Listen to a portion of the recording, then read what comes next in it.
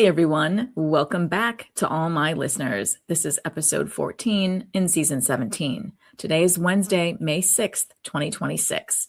My name is Sonal Patel, and this is the Paint the Medical Picture podcast series.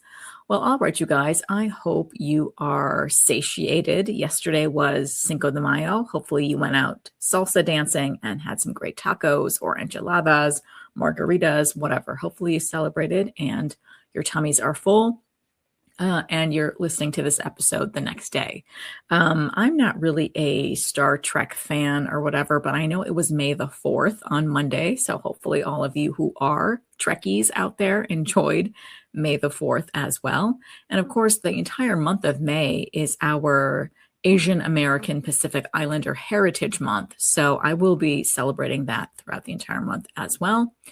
But anyway, you guys, for today's episode, I just really wanted to touch on something that I really haven't talked about lately, and that is our E&M guideline reminders specific to the inpatient space. And I also wanted to touch upon the revised G2211 code, one of my very favorite codes that I know I've talked about at least 3 times on the podcast, because it really is a great code that can be used if used compliantly and if used appropriately. And there has been a revision made for January 2026. So it's brand new, and I really hope that these types of providers can use it in their patient populations. So we'll go over that. And then there's also a brand new revision for a G0136 code, which, oh, by the way, was brand new in 2024, but they've revised it yet again in 2026. So we'll go over that today as well. So kind of a mishmash of things, but not really a mishmash. They're all related. They are evaluation and management types of services. So let's get into it. All right. So some of the key 2026 E&M reminders. As I'm auditing, I'm seeing a lot of inpatient and split shared evaluation and management errors as I'm auditing. So I just wanted to remind my audience of all of the key guideline changes that have been made since the overhaul in 2023 for this space. Now, were there any changes in 2026 for our evaluation and management guidelines for initial and subsequent services? No. But let's go over the 2026 E&M guidelines for initial and subsequent services, because this is key. I'm seeing so many errors because I think folks have forgotten to go back to their E&M guidelines, right, and actually read them and see what makes sense for these types of initial and subsequent services. So our E&M guideline in 2026 states some categories apply to both new and established patients, for example, hospital inpatient or observation care. These categories differentiate services by whether the service is the initial service or a subsequent service. For the purpose of distinguishing between initial or subsequent visits, professional services are those face-to-face services rendered by physicians and other qualified healthcare professionals who may report evaluation and management services. Again, that's an important part, right? Only those professionals who are allowed to report evaluation and management services can bill for them. An initial service is when the patient has not received any professional services from other qualified healthcare professionals of the exact same specialty and subspecialty who belongs to the same group practice during the inpatient, observation, or nursing facility admission and stay. So that's a key feature, right? It has to be the exact same specialty or subspecialty in that same group practice during the patient's inpatient or observation or nursing facility admission and stay. I see that missed a lot. So that guideline is right there. Continuing on, a subsequent service is when the patient has received professional services from the physician or other qualified healthcare professional or another physician or other qualified healthcare professional of the exact same specialty and subspecialty who belongs to the same group practice during the patient's admission and stay. In the instance when a physician or other qualified healthcare professional is on call for or covering for another physician or other qualified healthcare professional, the patient's encounter will be classified as it would have been by the physician or other qualified healthcare professional who is not available. So you have to be mindful when you are auditing charts like that, when the other provider is on call for or covering for the other professional or QHP. Have to be very, very careful. Now, when advanced practice nurses and physician assistants are working with physicians, they are considered as working in the exact same specialty and subspecialty as the physician. So be mindful of that as well. For reporting hospital inpatient or observation care services, a stay that includes a transition from observation to inpatient is a single stay. For reporting nursing facilities services, a stay that includes transitions between skilled nursing facility and nursing facility level of care is also considered the same stay. So I see that mistake happen again and again. So we have to go back and read those guidelines. And in today's podcast episode, those are the 2026 guidelines for the inpatient and subsequent service space right there. All right, let's move on. Is there anything new in 2026 for split shared? No, but let's go over the E&M guidelines for split shared visits in 2026. So our CPT codebooks have an entire section, pages and pages laid out for our evaluation and management guidelines.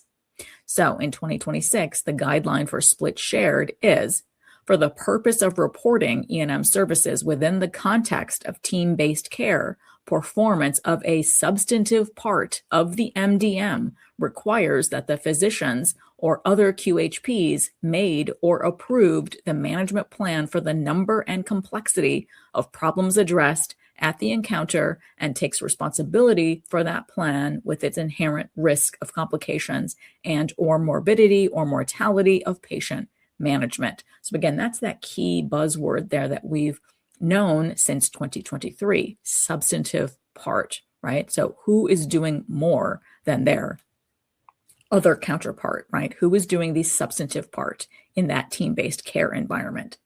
So it continues, by doing so, a physician or other QHP has performed two of the three elements used in the selection of the code level based on MDM. If the amount and or complexity of data to be reviewed and analyzed is used by the physician or other QHP to determine the reported code level, assessing an independent historian's narrative, and the ordering of review of tests or documents do not have to be personally performed by the physician or other QHP because the relevant items would be considered in formulating the management plan. Independent interpretation of tests and discussion of management plan or test interpretation must be personally performed by the physician or other QHP if these are used to determine the reported code level by the physician or other QHP. So they differentiate those two very, very nicely. So make sure you go back and read those very important guidelines for split shared before you are coding your claims and sending them to the payer. All right, so let's move on to the revised codes for January 1st, 2026. Specifically, they apply to our HCPCS code G2211. Now, it was revised for 2026. The definition is visit complexity inherent to evaluation and management associated with medical care services that serve as the continuing focal point for all needed healthcare services and or with medical care services that are part of ongoing care related to a patient's single, serious, or a complex condition. In parentheses, the definition goes on and says this is an add-on code, list separately, and what is new for 2026 is right here. List separately in addition to home or residence or office outpatient evaluation and management service, new or established. So remember, prior to 2026, G2211 was only applicable to our office/outpatient evaluation and management services. Now in 2026, though, they include the fact that our home or residence E&M codes are also applicable. And they include that in the parentheses for the definition of our G2211 in 2026. So again, that is a brand new revised code effective January 1st. Now, it goes on and talks about G2211 usage. There are examples that are spelled out in various resources by the AAPC as well as the AMA. So take the time to review extended resources as well so you understand how to properly apply and append the HCPCS code G2211 to your claims. I know I've talked about this at least 3 times on the podcast, so make sure you go back and review those episodes also. Now, G2211 usage. So HCPCS code G2211 is used for complexity in our office outpatient visits, is now allowed for home or residence visits, allowing providers to reflect the complexity of ongoing care. And I could not agree with this more because so many of our providers are going to these types of patient homes or where they reside, right? Like in the assisted living facilities, etc. So very, very important that this code has now been addressed and can be used in this other space as well. Now, this add-on code recognizes the resources involved when a provider furnishes consistent, continuous services related to a patient's ongoing care. Report the code in conjunction with an appropriate E&M service.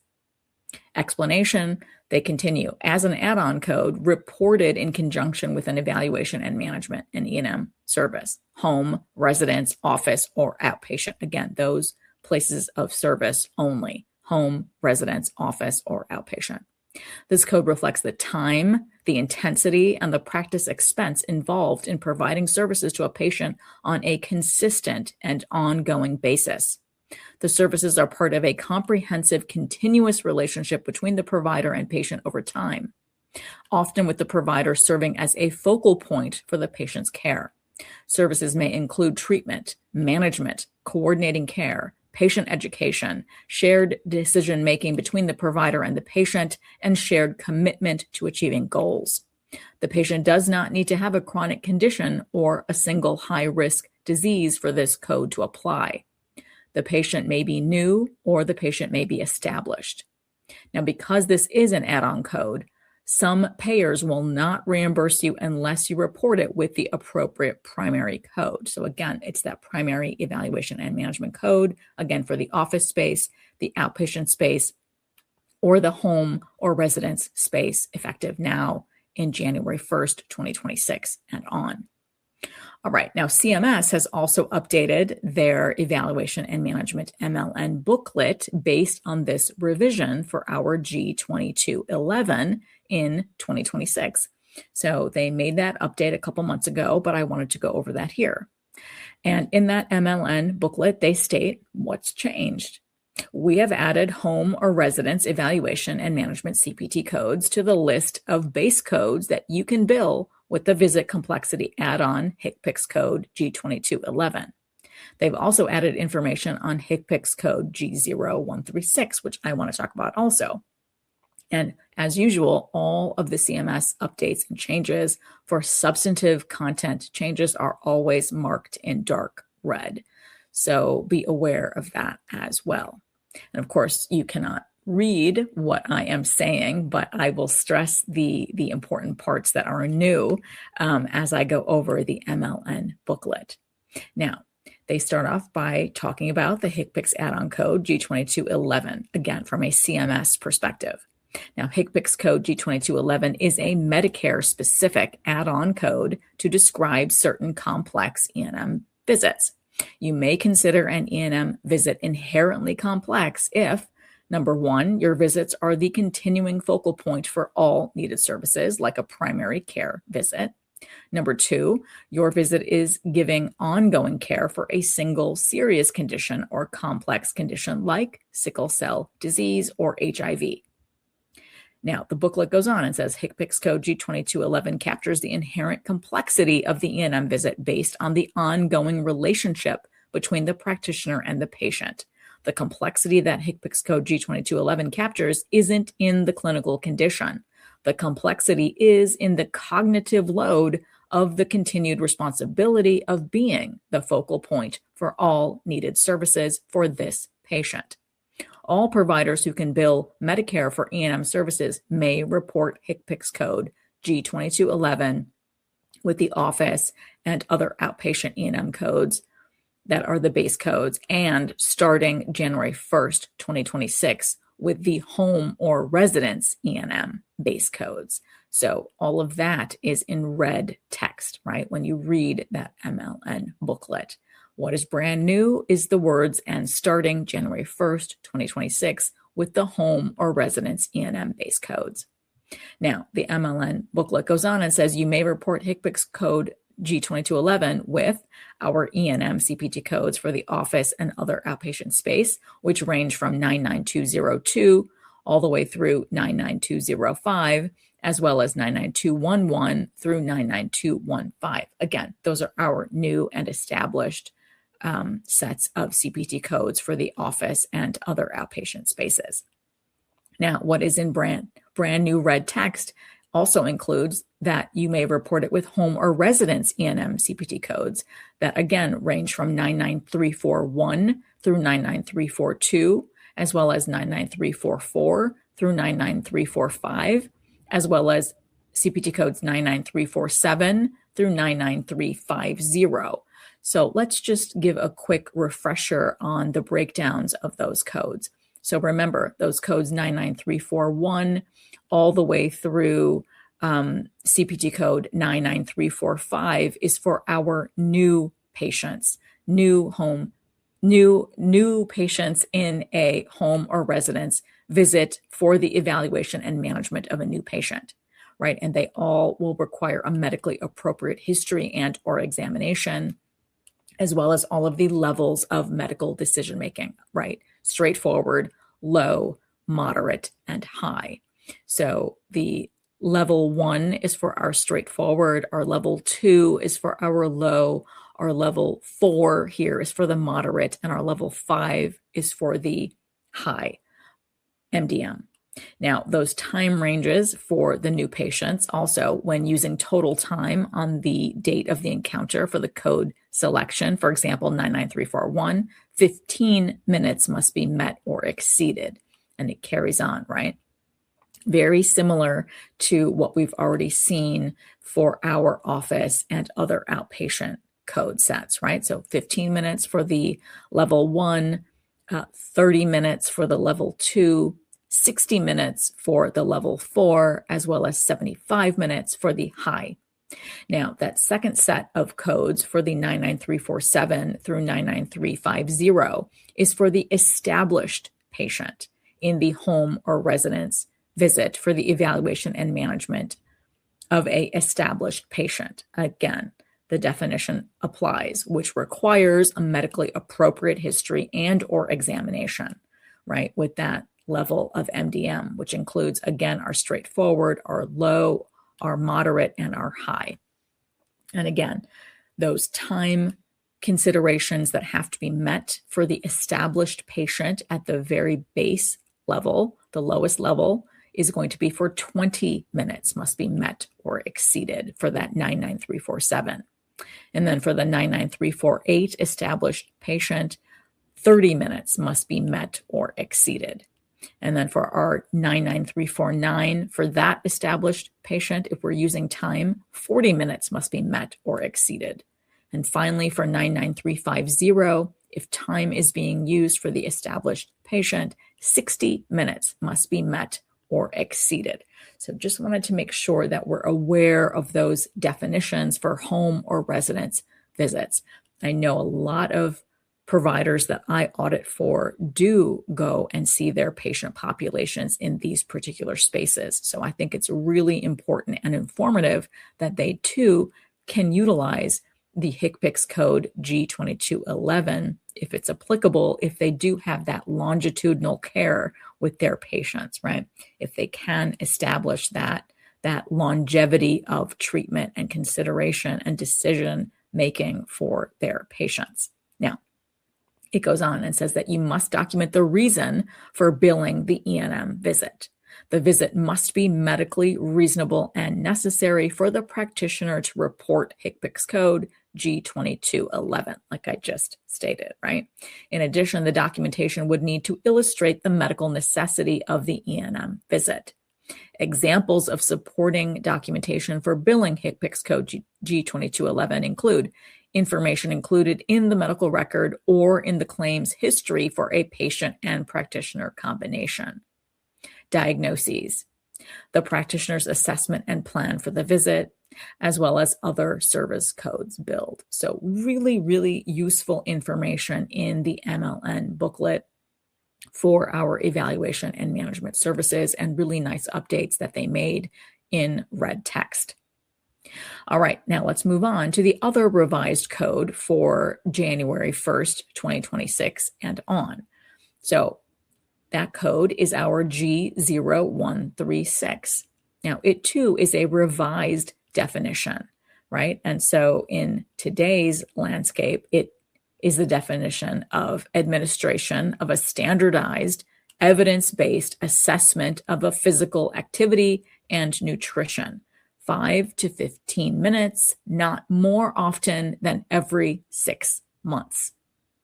The provider administers a short, standardized assessment that looks at a person's physical activity, habits, and nutrition. The assessment takes 5 to 15 minutes and helps identify risk factors that may affect the patient's health or treatment. This service can be provided no more than once every 6 months. A provider administers a standardized, evidence-based assessment to review a patient's physical activity levels and nutrition habits. This assessment takes only 5 to 15 minutes.